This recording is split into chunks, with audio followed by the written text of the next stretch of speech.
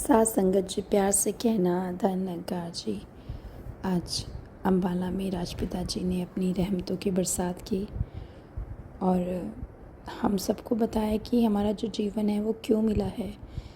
योनियाँ सबको मिली हैं, बहुत सी योनियाँ हैं इस धरती पे, लेकिन मनुष्य योनि को ही सर्वश्रेष्ठ क्यों कहा गया है? क्योंकि इस योनि से ही हम मुक्ति पा सकते हैं। इस योनि से ही हम जान सकते हैं कि हम दुनिया में क्यों आए हैं, क्या मकसद है हमारा, और जो मकसद है वो पूर्ण हो रहा है या नहीं हो रहा। हमें किस तरह से अपना जीवन व्यतीत करना है, व्यर्थ गंवाना है या इसको सार्थक करना है, इसको संपूर्ण अच्छे से करना है। यही विचार आज राजपिता जी के अम्बाला शहर में हुए और बहुत आनंद आया। आगे आप भी विचारों का आनंद लीजिए और देखिए कि जीवन का मकसद हमारा सच में क्या है।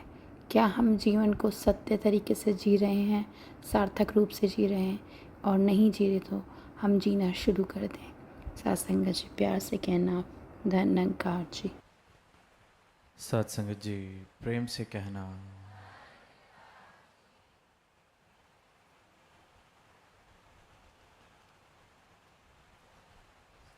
आज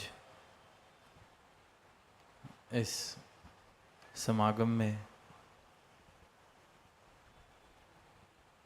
महापुरुषों ने, संतों ने अपने भावों को अभिव्यक्ति दी और ये आवाज़ दी कि ये जो परमात्मा है इसे प्राप्त किया जा सकता है। ये कोई कहने सुनने, किस्से कहानियों का विषय नहीं है। ये अटल सच्चाई है जिसकी प्राप्ति हर एक मानव कर सकता है।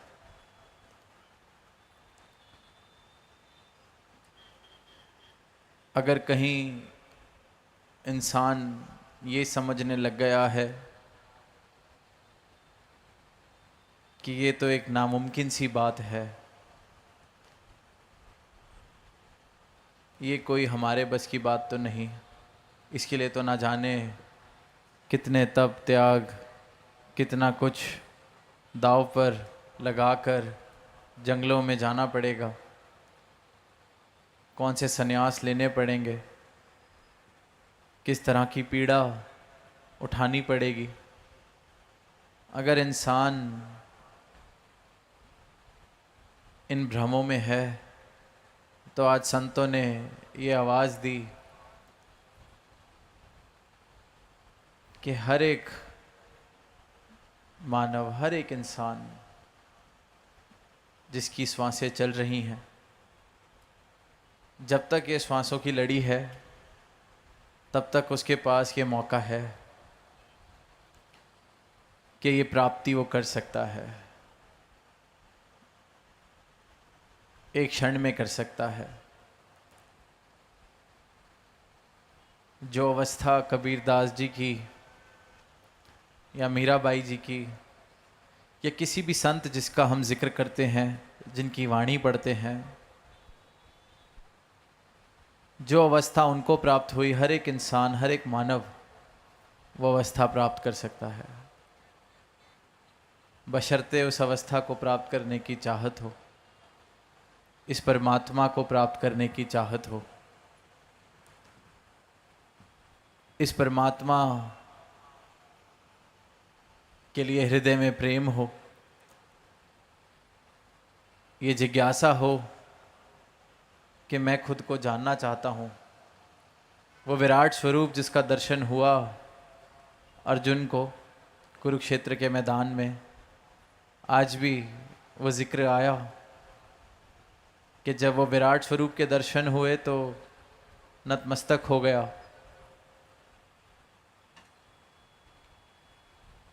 कहने लगा कि आपके आगे को प्रणाम, पीछे को प्रणाम, दाएं को प्रणाम, बाएं को प्रणाम, ऊपर को प्रणाम, नीचे को प्रणाम, क्योंकि हर जगह अब ये विराट ही दिख रहा है, हर जगह ये रूप ही दिख रहा है।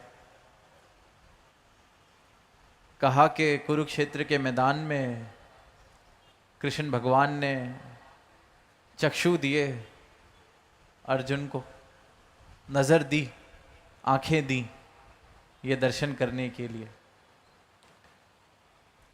अब वो अर्जुन जिसको इतनी कौशलता हासिल थी कि नदी में तैरती मछली की आंख को वो साध सकता था, तो आंखें और उसकी नज़र तो कितनी ही काबिल, कितनी ही पक्की, कितनी ही सटीक होगी। पर ऐसे अर्जुन को भी जो नदी में तैरती मछली की आंख को साध सकता था, तीर से अपने निशाना लगा सकता था, उसको भी ये विराट के दर्शन करने के लिए गुरु की नज़र की ज़रूरत पड़ी। ज्ञान चक्षु जिन्हें कहा गया, और जैसे ही वो मिले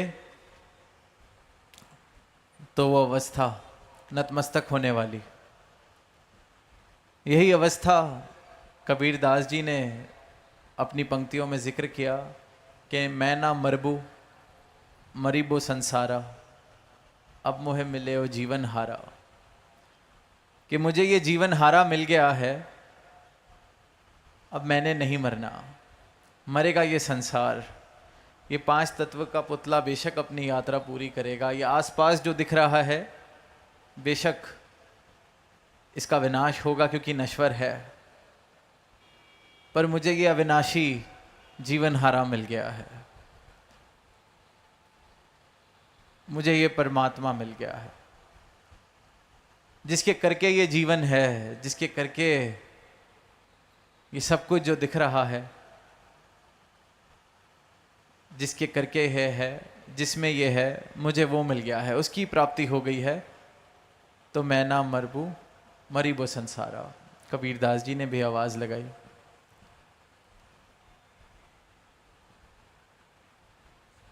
मीराबाई ने कहा, पायो जी मैंने राम रतन धन पायो। अब किस्से कहानियां सुनते हैं तो बचपन से ही उस मूर्ति से, श्याम की मूर्ति से बहुत प्रेम, बाल अवस्था से ही मीराबाई को। अब वो मूर्ति से प्रेम ही काफी था, तो क्यों फिर तब नहीं कहा गया कि पायो जी मैंने राम रतन धन पायो? बचपन से ही क्यों नहीं गाया? क्यों जरूरत लगी कि ये अभी अधूरा है, जैसे प्यास नहीं बुझी, तृप्ति अभी नहीं हुई इस आत्मा की, कुछ और चाहिए, पूर्ण जो है वो चाहिए।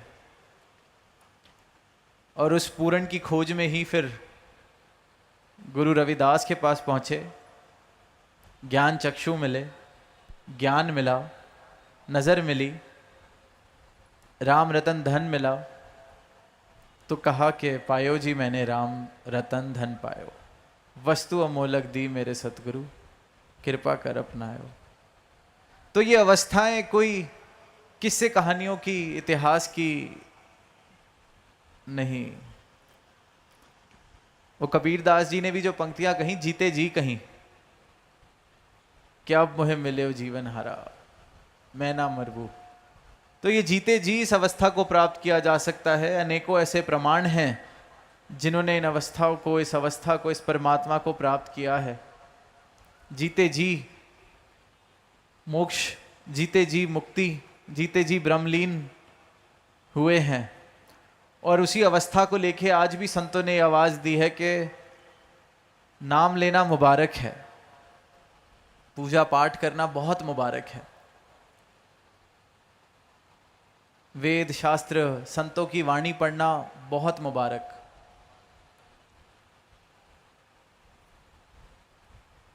पर क्या किसी और के भोजन की मैं तारीफ करता जाऊं कि क्या खाना वो बनाते हैं, जो खाता है उसको मज़ा आ जाता है, तारीफ ही करता जाऊं, कैसे उस भोजन को बनाया गया, उसकी रेसिपी पढ़ता जाऊं, बिल्कुल याद कर ले, मुंह में स्वाद भी पूरा आ जाए मुझे उस भोजन का ध्यान करते हुए। क्या मेरा पेट भरने वाला है? जहाँ भी चले जाएं, चाहे मंदिर चले जाएं, मस्जिद चले जाएं, कोई शास्त्र पढ़ लें, कोई किताब पढ़ लें, किसी संत की बात, किसी संत की जीवनी की बात कर लें, कबीर दास जी की उन पंक्तियों को रोज दोहराएं, मैं ना मरबू मरी वो संसारा, पर वो तो उनकी अवस्था थी। उनकी पंक्तियां दोहराने से मेरी ये अवस्था नहीं हो जाने वाली। चाहे मैं रटन करता चलूं कि मैं ना मरबू मरी वो संसारा, मरना तो पड़ेगा, क्योंकि जीवन हारा मैंने प्राप्त नहीं किया है। जीवन हारा जो है उसकी पहचान मुझे नहीं है। भोजन मैंने खुद नहीं खाया है, पड़ोस में जो खा बैठा है या मेरे आने से पहले जो खा बैठा है, उसके खाए हुए भोजन की मैं तारीफ करता जाऊं, बात करता जाऊं, चर्चा सुनता जाऊं, मेरा पेट भरने वाला नहीं है। अपना पेट भरने के लिए भोजन खाना पड़ेगा। खुद अगर नहीं मरना, खुद इस अमृत को प्राप्त करना है, खुद वो पंक्तियां सिर्फ रटन ना रहे, मेरा बोध हो जाए, मेरा अनुभव हो जाए, तो जीवन हारे की पहचान करनी पड़ेगी, जीवन हारे को प्राप्त करना पड़ेगा। और ये जो जीवन मिला है, मानव जीवन, ये मिला ही इसकी प्राप्ति के लिए है, इस सत्य की प्राप्ति के लिए, इस सच्चाई की प्राप्ति के लिए। इस अवस्था तक पहुंचने के लिए कि हम भी ये उद्घोष कर सकें जो कबीर दास जी ने किए, जो अनेक संतों ने किए। पर इंसान अंधकार में और अज्ञान में इस प्रकार जी रहा है कि उसे एहसास ही नहीं होता कि वो क्या क्या करता जा रहा है, किस राह पर चलता जा रहा है। एक शायर ने कहा कि अपनी हालत का खुद एहसास नहीं है मुझको, मैंने औरों से सुना है बीमार हूं मैं। इंसान भी अपनी हालत से बिल्कुल बेखबर हो चुका है, सो रहा है, स्वप्न को सच मान रहा है, और संत आवाज दे रहे हैं, जिन्होंने बोध कर लिया है आवाज दे रहे हैं कि ये जागने के लिए मिला है जीवन। ये इस प्रकार की बीमारी कि वरदान रूप में ये मानव तन मिला है, पर ये बर्बाद किया जा रहा है। इंसान इस प्रकार बीमार है कि जो जो वरदान मिल रहे हैं, जो जो वरदान मिले हुए हैं, उनको भी अभिशाप बना लेता है अपने लिए और सबके लिए। ये ज़बान मिली वरदान है, बोल सकते हैं, कितनी और योनियां हैं। बुद्धि मिली, समझ सकते हैं, कितनी भाषाएं बना ली हैं, वरदान परमात्मा का। पर इंसान अपने अहंकार से, अपने अंधकार से, इसी ज़बान से दिल दुखाता है, जहर घोल देता है। जहाँ किसी के लिए कुछ अच्छे शब्द कहे जा सकते थे, किसी का दिल रोते से हंसाया जा सकता था, वहाँ उल्टा काम कर बैठता है। इतना बड़ा वरदान है, अभिशाप बना दिया। नज़र मिली, सुंदरता देख सकता है, वरदान है, पर अभिशाप बना लेता है। कमियां, गंदगी, सिर्फ यही देखना है इंसान को, क्योंकि अंदर से मन ठीक नहीं। तो जैसे दास ने कहा कि मंदिर में जा रहे हैं, बहुत मुबारक है, पर संत जिन्होंने इस ब्रह्म को प्राप्त कर लिया है, एक आवाज़ देते हैं कि हमने अपने सदगुरु से इस ब्रह्म ज्ञान को प्राप्त किया है, तो क्यों ना हम भी ये आवाज़ दें, यही एक संदेश दें कि मंदिर में जाना तो मुबारक है, पर अगर हम खुद ही चलते फिरते मंदिर बन जाएं तो कैसा रहेगा। इस मन मंदिर को सही मायने में बना लिया जाए मंदिर, इसमें निवास हो, विराज जाए ये परमात्मा, ये अज्ञानता, ये अंधकार हट जाए, तो कितना मुबारक है। वरदान के रूप में कितनी भिन्नताएं इस परमात्मा ने बनाई है संसार में, पर इंसान अपने अहंकार के करके इसमें भी ऊंच नीच के बंटवारे कर लेता है, दीवार बना लेता है। आज शब्द जब गाया जा रहा था तो यही कहा कि कुल संसार दीवार रहित बन जाए। तो उसके लिए ये अज्ञानता को मिटना पड़ेगा, उसके लिए इस ब्रह्म ज्ञान की प्राप्ति, सत्य की प्राप्ति, इस परमात्मा का बोध करना ज़रूरी है, ताकि मुझे सत्य समझ आए, अपनी पहचान मिले, और जिस अज्ञानता के कारण ये इतने वरदान जो मुझे मिले हुए हैं परमात्मा के, उसको मैं अभिशाप बना लेता हूँ अपने लिए, ऐसी मूर्खता करनी मैं बंद करूँ। और उसे सुना है बीमार हूँ मैं, जैसे कहा, इंसान ऐसी बीमारी की हालत में चल रहा है। ऐसे ही एक इंसान के बारे में पढ़ने को मिला एक कहानी में, बहुत तपस्या की, बहुत प्रभु के गुण गाए, बहुत मंदिर में भेंट करी, परमात्मा प्रसन्न हुए, क्योंकि मांग सिर्फ पधारत रहा था।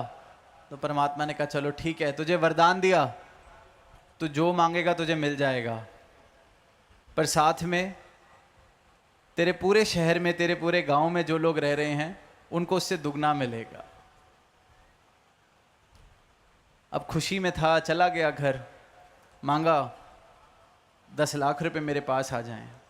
आ गए, पूरे शहर में अगले दिन न्यूज़ चल रही है, सबके घर अचानक से 20 लाख आ गए। जो रात तक अपने 10 लाख की खुशी थी, थोड़ी सी मायूसी बनी सुबह कि सबको 20 लाख, चलो कोई बात नहीं, मेरा घर 2 मंजिल का बन जाए। सुबह उठा अपना 2 मंजिल का, पर सारे शहर के 4 मंजिल के घर, खुशी से गम। अब करता गया, मांग मांग के थक गया, पर खुशी नहीं। वरदान था पर कोई खुशी नहीं। अब फिर कहानी में इस प्रकार से आता है कि जब ऐसे इंसान फंस जाता है तो गया फिर अपने बिजनेस पार्टनर्स के पास, वकीलों के पास, अपनी पंचायत के पास, अपने वेल विशर्स के पास, फिर 2-3 कंसल्टेंट उसने रखे कि इस बला से कैसे निकला जाए। तो उन सब ने कहा ये वरदान थोड़ी हुआ, तुम परमात्मा को कहो कि ये कैसा वरदान है। अब चला गया परमात्मा के पास, ये क्या वरदान हुआ। कहते जो तू मांगता है तुझे मिलता है। कहते बिल्कुल मिलता है, पर जो सबको मिल जाता है वो आगे से कहता है ये वरदान की क्या बात हुई, इसमें मज़ा तो तब तक था कि सिर्फ मेरे पास हो, मैं सबसे रईस बनता, मैं सबसे अमीर बनता, मैं सबसे बड़े घर वाला बनता। अब जब सबके पास मुझसे दुगना आ जाएगा तो ये कैसा वरदान हुआ, इससे अच्छी तो पहले ही हालत थी, 2-4 से तो ऊपर था, अब तो जो मांगता हूँ सबके पास उससे दुगना है।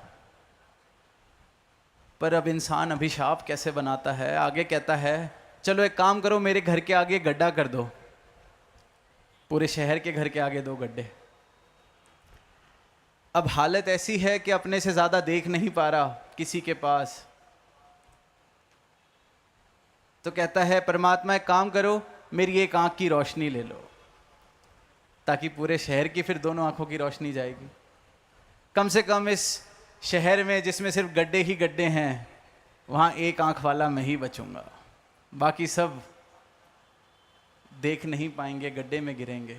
तो मैं कम से कम वो इंसान होऊंगा जो रास्ता दिखाएगा या गड्ढे से गिराने से बचाएगा सबको।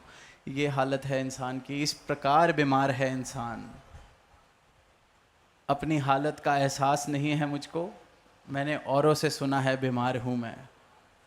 अब तो हालत ऐसी हो गई है कि कोई बताने वाला आ भी जाए कि ये बीमारी है, छोड़ दो, तो ये भी नहीं मानना, उसको बीमार समझने लग गया है इंसान, क्योंकि अपनी बीमारी से राजी हो गया है और खुद अकेला बीमार नहीं है, सारे का सारा संसार इसी बीमारी में है।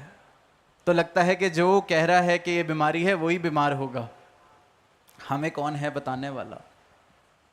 पर किसी की सुनने की जरूरत नहीं, बस आंखें खोलकर अपना जीवन देख लें, क्या कर रहे हैं, कहाँ खड़े हैं, क्या प्राप्त हुआ है, क्या हासिल हुआ है, और जो हासिल करने लायक है क्या उसको मैंने हासिल किया है। जो एक सत्तादास अक्सर कहता है एक ही चीज़ है प्राप्त करने योग्य है इस जीवन में, जिसे सत्य कहा जा सकता है, वो है ये शाश्वत परमात्मा। क्योंकि और कोई चीज़ तो सत्य कहलाने लायक भी नहीं है, क्योंकि वो बदल जानी है। आज रात है, चंद घंटों में ये सत्य नहीं रहेगा, सुबह हो जाएगी। अभी गर्मियां हैं, कुछ महीनों में गर्मी का माहौल नहीं रहेगा। सुबह दास को पता चला कि हवा इतनी तेज़ कि टेंट उड़ गया, अब हवा नहीं है। क्या सत्य है, क्या सत्य नहीं है? सत्य सिर्फ ये, आद सच जुगाद सच है भी सच, नानक होसी भी सच। और इसी सत्य का बोध, इसी सत्य की पहचान सदगुरु करा रहे हैं। और इसी सत्य की पहचान करके संतों महापुरुषों ने सारी ही मानवता को यह आवाज़ दी है कि इसे पाया जा सकता है, देखा जा सकता है, प्राप्त किया जा सकता है। आप भी उस अवस्था को हासिल कर सकते हैं कि मैं ना मरबू मरीबो संसारा, अब मोहे मिले जीवन हारा। ऐसी अवस्था मुझे मिल जाए कि ये वरदान अगर कोई दे तो परमात्मा के आगे हाथ फैलने के, तू सबका कल्याण कर, क्योंकि सब में ही मेरा कल्याण है, कोई फर्क ही नहीं, सब खुश हों। संतों की यही प्रार्थना रही है और यही कहा है कि मांगो तो सबका मांगो, भला मांगो, सबका भला करो भगवान, सबका सब विधि हो कल्याण। मंगलाचरण में भी ये पंक्तियां हमने कही, भला करो सबका प्रभु, सबका हो कल्याण। ऐसा कल्याण हो कि सब अपनी पहचान कर सकें, ये दीवारें गिर सकें, प्रेम ही प्रेम इस संसार में बस सके, रिश्तों में बस सके, स्वर्ग हम सब मिलके बना सकें। कुछ इस प्रकार की मेरे जीवन की यात्रा हो कि वाकई ही वरदान रूप में मैं हूँ इस धरा के लिए। ये नहीं कि वरदान मिले, कितने वरदान मिले, पर मैंने उनको अभिशाप बनाता गया, अपनी अंधकार की, अपनी अज्ञानता के कारण अभिशाप बना लिए। इस ज़बान को अभिशाप बना लिया किसी और की निंदा करके, इन आँखों को अभिशाप बना लिया गुण ना देख के अवगुण देख के, इन कानों को अभिशाप बना लिया भ्रमों को सुन के, भ्रमों को मान के, निंदा को सुन के, निंदा को मान के, और सत्य से दूर ही जाते रहे। ये मानव तन मिला था सत्य को प्राप्त करने के लिए, वरना तो हर जीव जो चल रहा है सबके पास ये शरीर है, फिर भी जो सर्वश्रेष्ठ योनि कहा गया है, इसी इंसान के शरीर को कहा गया है, क्योंकि इसकी प्राप्ति की जा सकती है। हर एक वरदान को वरदान की तरह जिया जा सकता है। तो यही अरदास दातार से कि हर एक मानव समय रहते इस बीमारी से जाग उठे, जाग कर अपने आप को, अपने जीवन को देखे और आवाज़ आए सत्य को प्राप्त करने की, क्योंकि ये आवाज़ हर आत्मा ज़ोर ज़ोर से दे रही है कि मुझे अपने इस परमात्मा को मिलना है, पर अज्ञानता के कारण, अंधकार के कारण, ऐसी गहरी नींद में हम सो रहे हैं कि अपनी सबसे ज़ोर से जो आवाज़ ये आत्मा दे रही है उसको हम नहीं सुन पा रहे। मन की सारी तृष्णाएं, मन की सारे हसरतें, उनका शोर इस प्रकार हो चुका है कि ये जो एक पुकार है सत्य के लिए, यही दब के बैठ गई है। तो इसी आवाज़ के प्रति हम जागें, और ये आवाज़ जब सुन लें तो ये कल्याण एक क्षण में हो सकता है। तो दातार ऐसी मेहर करे कि हर एक मानव अपने इस उद्देश्य को पूरा करे, मानव तन में आना मुबारक करे, और ये यात्रा सही मायनों में सफल करे। प्रेम से कहना धन्यवाद।